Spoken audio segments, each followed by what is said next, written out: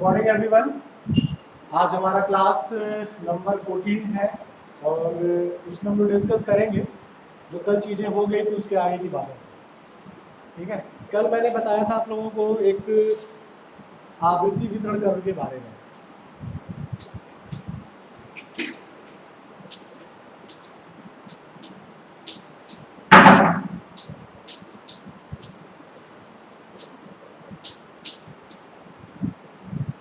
Frequency distribution curve.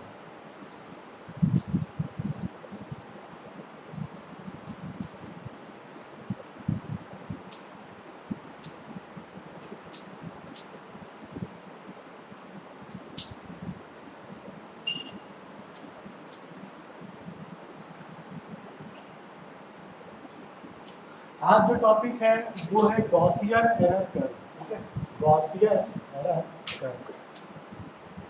तो देखो, Gauss एक साइंटिस्ट का नाम है और गॉस साइंटिस्ट ने क्या किया था कि एरर को निकालने के लिए जब हम रैंडम एरर की बात करते हैं, ठीक है, जब हम रैंडम एरर को निकालते हैं तो गॉस मॉडल ने कहा कि जब हम इस पे प्रोसेस करते हैं और रैंडम एरर निकालने के क्रम में हम जब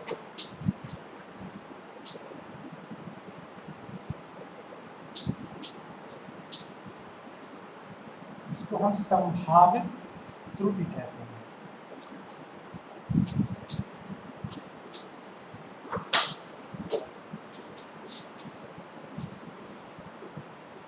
ठीक है, संभावित त्रुटि।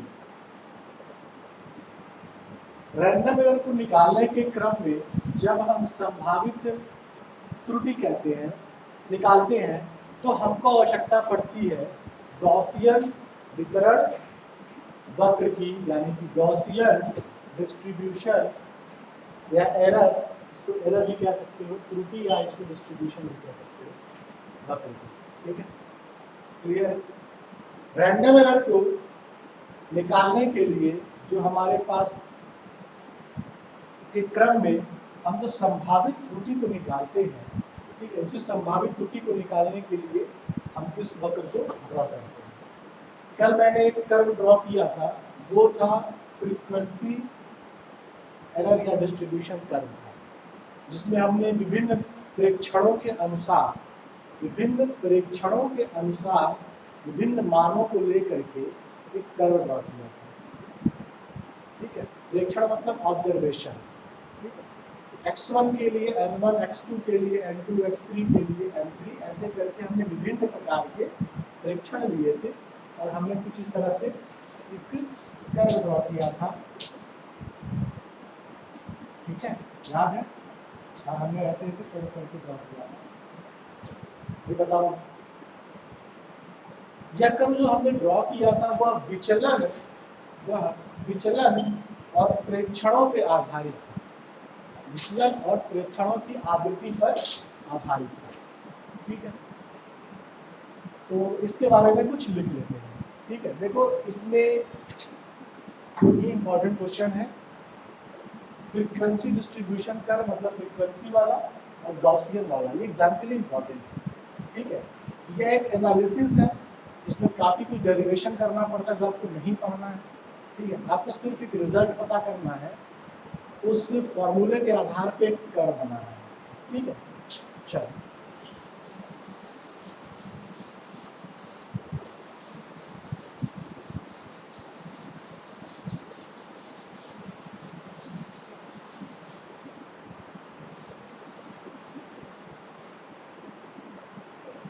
लिखते हैं, लिखो।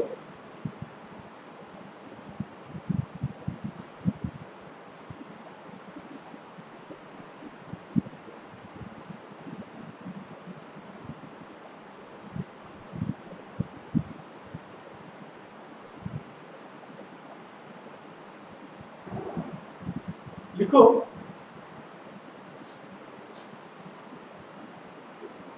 गॉसियन वाला हेडिंग डालने के बाद गॉसियन वितरण वक्र, ये हेडिंग डालने के बाद लिखना ये हेडिंग आने के बाद लिखना लगभग सभी अनियमित प्रेक्षणों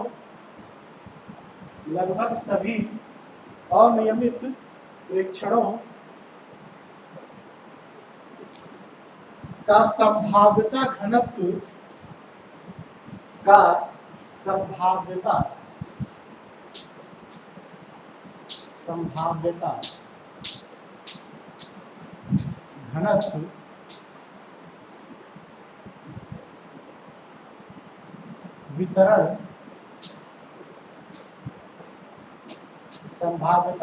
घनत्व वितरण प्रोबेबिलिटी डेंसिटी डिस्ट्रीब्यूशन।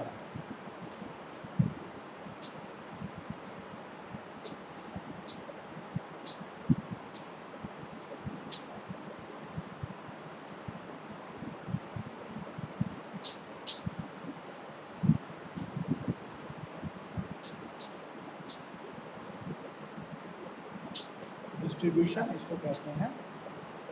संभाव्यता घनत्व वितरण क्या होता है, ये लिख लेना इसको।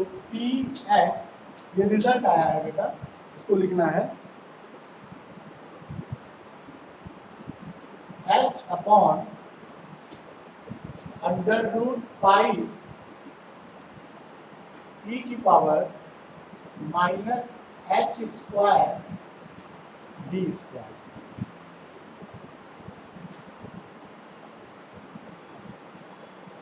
ये मैथमेटिकल कैलकुलेशन के थ्रू आता है, आपको वो नहीं जानना है, आपको सिर्फ इतना जानना है कि संभाव्यता घनत्व वितरण Px equal to h upon root pi e की power minus h square d के रूप में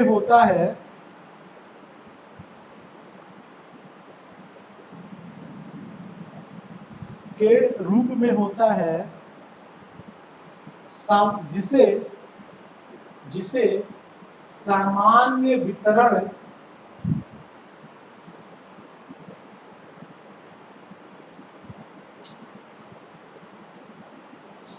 वितरण नॉर्मल डिस्ट्रीब्यूशन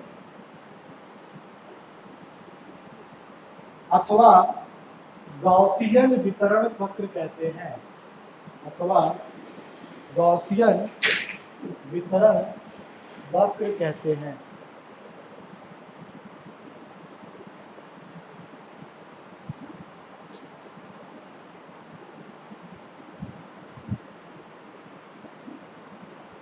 देखो जहां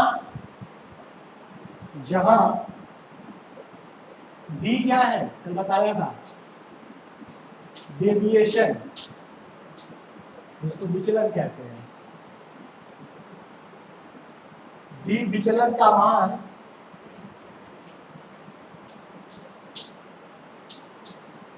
जहां डी विचलन का मान h सूक्ष्मता सूचकांक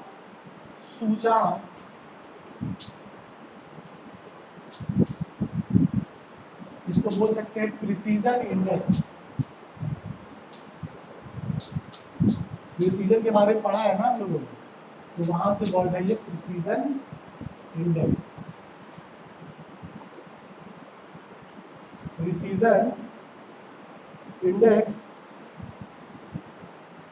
ठीक है, जहां d और h का मान पता चल गया।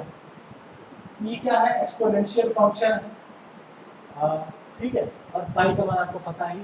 px क्या है, प्रोबेबिलिटी डेंसिटी डिस्ट्रीब्यूशन है, इसी के द्वारा हम निकालते हैं गॉसियन कर्व। ठीक है, ड्रॉ करते हैं, निकालते हैं क्या, इसको ड्रॉ करते हैं। देखो, संभावित त्रुटि की गणना हेतु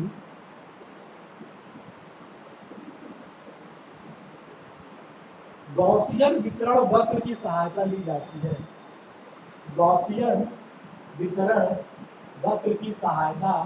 जाती है।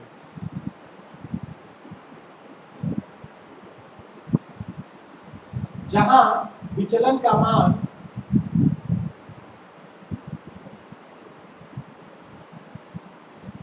विचलन का मान प्लस माइनस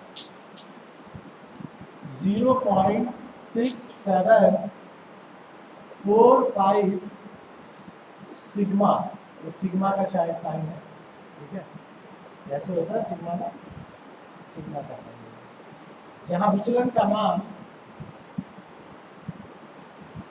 प्लस माइनस 0.6745 ये सिग्मा है, ठीक है, के बराबर होता है जहां सिग्मा जो है, सिग्मा को क्या बोलते हैं,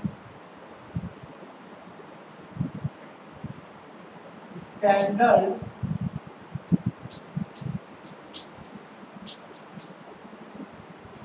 डेविएशन, मानक विचलन हिंदी में बोलते हैं बेटा, नीचे दिखाई दे रहा है, मानक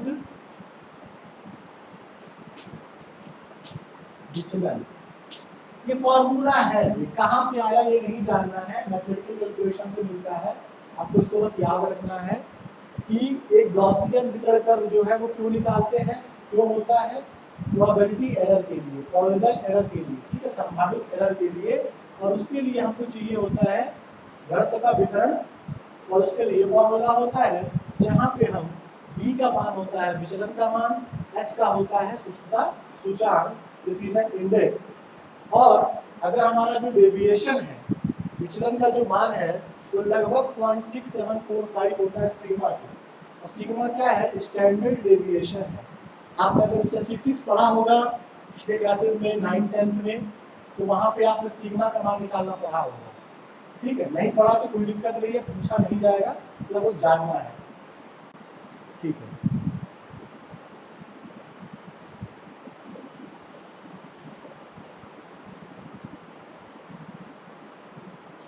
देखो विचलन का यही मान, आगे देखो, विचलन का यही मान संभावित त्रुटि का मान होता है, संभावित त्रुटि का मान होता है, संभावित त्रुटि का मान होता है, इसको मैं साफ कर दे रहा हूं।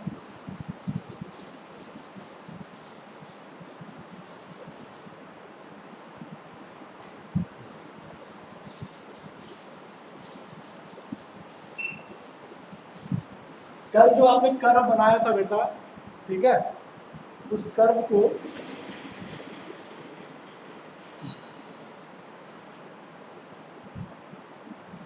उसी कर्व को आगे ड्रॉ करते हैं।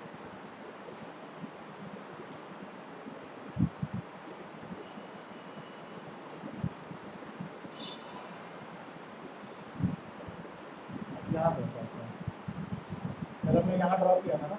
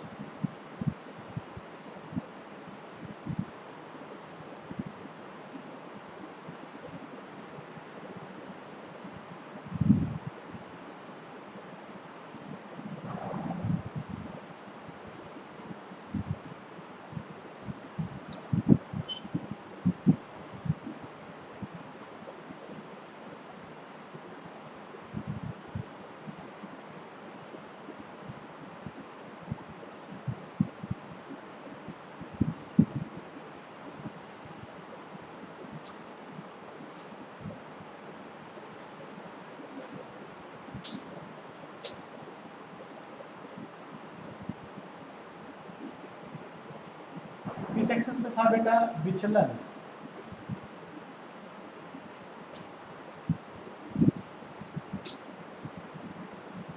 और यहाँ पे जो था वो था आवृत्ति, प्रेक्षण संख्याओं की आवृत्ति, तो बस यहाँ पे आवृत्ति लिख दे रहा हूँ, ठीक है, जगह नहीं है तो यहाँ मैं सिर्फ आवृत्ति लिख दे रहा हूँ।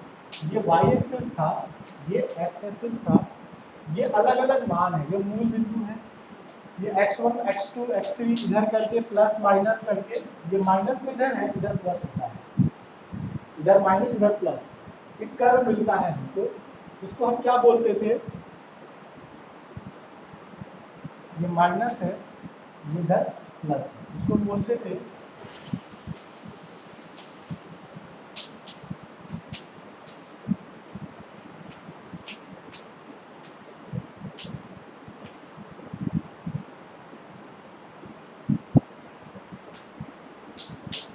आवृत्ति विचलन वक्र, ये होता है। ठीक है,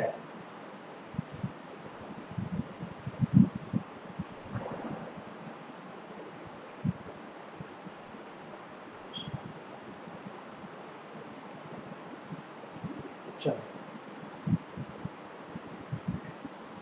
किसी भी बेटा ड्रॉ कर लेते हैं, एक बीच से कर्व जो है इस सेंटर बिंदु से लेकर के, ठीक है, और एक कर्व ड्रॉ करते हैं,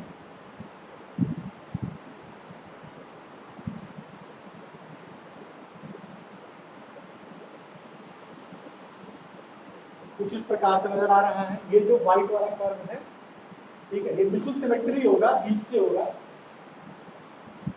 इसको बेटा बोलते हैं गॉसियन कर्व।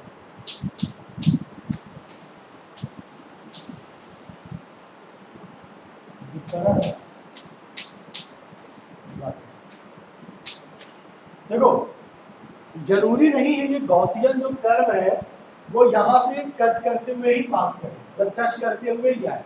ये सिर्फ एक कर्व है जो संभावित मान को बताता है, इसलिए कहीं से भी ये पास कर रहा है। अगर मैं इसको यहाँ पे ड्रॉ करूँ, इसी कर्व को, गॉसियन को, ऐसे कह सकता हूँ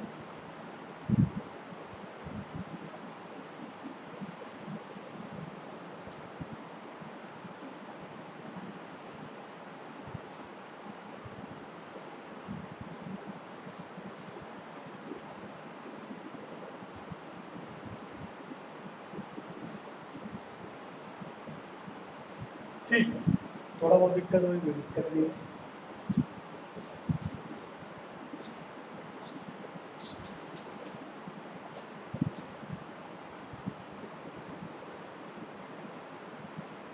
विचलन है बेटा, इधर और इधर, ये माइनस, ये प्लस, ये जो वक्र है ये है px, इसका मान होता था h अपॉन, देखो ये याद करने वाला है, ठीक है ना, बहुत ज़्यादा परेशान मत होना कहाँ से क्या है, ये याद करना है, टू बी ऑनेस्ट ये याद करना है।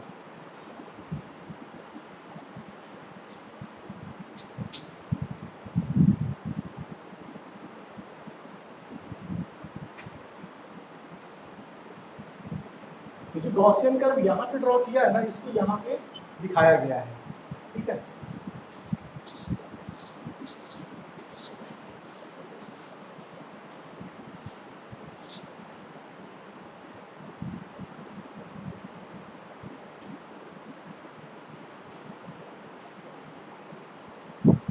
याद तो करना, बट सिग्निफिकेंस मैं आपको जरूर बताऊंगा। अब तो रुक जाओ, बाद में ड्रॉ करना, मैं तुम्हें बता दूंगा सिग्निफिकेंस क्या है। देखो हमको आवृत्ति विचलन वक्र क्यों याद करते थे ये पता है, कल हमने बताया था कि हम पहले क्या करते हैं, हमारे पास जो रैंडम एरर होता है उसको निकालने के लिए एक संभावित एरर को तलाश करते हैं। उस संभावित एरर की जो बात होती थी ना, संभावित एरर जो प्रोबेबिलिटी एरर होता है, प्रोबेबल एरर होता है, वो इसी के बीच में लाई करेगा।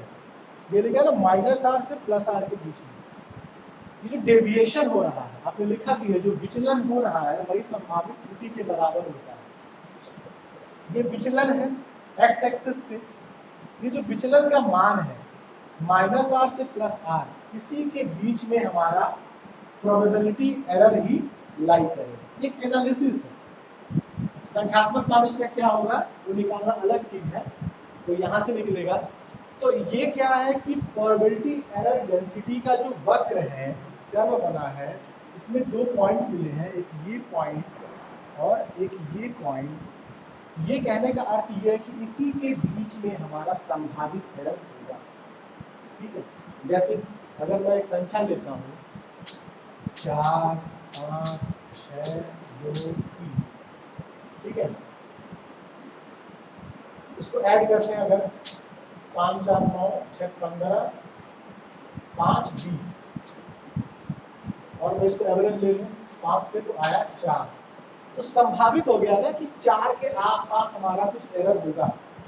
ठीक है, तो इसी प्रकार से ये एक संभावना है, एक संभावित है, हमें पता नहीं है एग्जैक्टली है कि नहीं है, बट एक संभावित है कि जो हमारा एरर होगा, हमने बताया था क्या होता है विचलन plus minus 0.6745 sigma, plus minus मतलब प्लस और माइनस के बीच में इसका मान होगा। ठीक है, एक कर्व के माध्यम से, जिस कर्व के माध्यम से ये चीजें बताई जाती हैं उसी को कहा जाता है क्या, उसी को गॉसियन वक्र कहा जाता है, गॉसियन कर्व कहा जाता है। थोड़ा ठीक है, थोड़ा सा बोरिंग है, बोरिंग क्या है मतलब थोड़ा सा इसमें चीजों को याद करना है, तो ऐसे करके चलना पड़ेगा। ठीक है, हाँ, और ये मैंने बताया था आपको, तो इस सारे पॉइंट्स को जोड़ के हम यहाँ भी बना सकते हैं, और इसको हमने अलग से यहाँ पे बना लिया, इसको ड्रॉ कर लो, ड्रॉ कर लो, रख लो, याद कर लो। ठीक है, फिर कुछ न्यूमेरिकल्स हम लोग देखेंगे कि एरर कैसे निकालते हैं। ठीक है,